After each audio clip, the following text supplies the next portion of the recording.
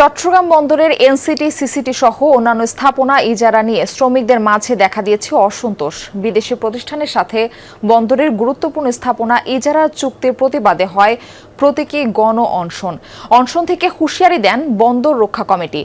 দাবি না মানলে অচল করে দেওয়া হবে পুরো বন্দর। অন্যদিকে ভূ রাজনৈতিক সমীকরণ আর আধুনিকায়নের কথা বলে ভিন্ন মত বন্দর কর্তৃপক্ষের।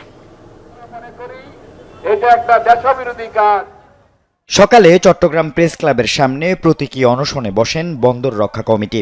এনসিটি ও সিসিটি টার্মিনাল বিদেশিদের কাছে ইজারা দেওয়ার পরিকল্পনার প্রতিবাদে এই অনশনে অংশ নেয় শ্রমিক নেতা থেকে শুরু করে চট্টগ্রামের সর্বস্তরের পেশাজীবী মানুষ।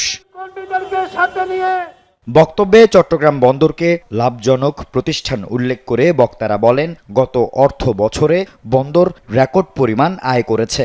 বর্তমানেও আয় সর্বোচ্চ।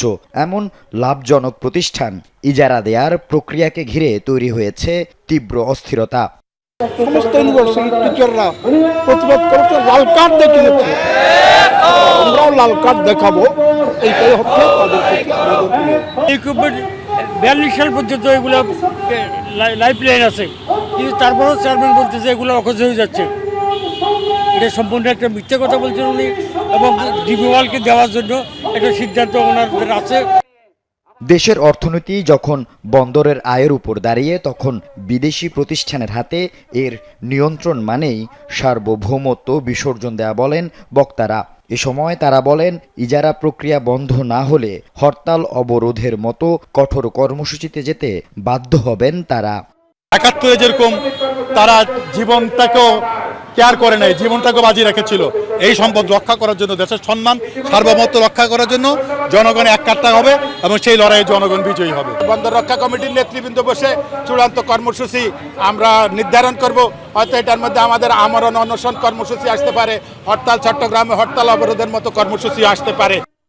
এদিকে বন্দরের আয়ের রেকর্ড গড়ার পরেও কেন বিদেশিদের হাতে তুলে দেওয়া হবে তা নিয়ে প্রশ্ন তুলেন বন্দর রক্ষা কমিটির নেতারা। এমন পরিস্থিতিতে সরকার আলোচনার মাধ্যমে এই সংকট সমাধানে উদ্যোগী হবে এমনটাই আশা তাদের। এটা লাভজনক সম্পদ, সুতরাং এটা কেন দিবে?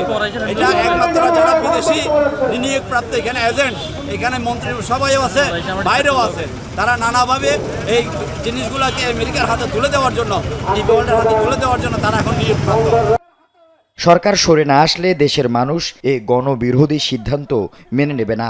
শুরু হবে গণবিক্ষোভ বলেও হুঁশিয়ারি দেন তারা। আল আমিন শিকদার, যমুনা নিউজ, চট্টগ্রাম।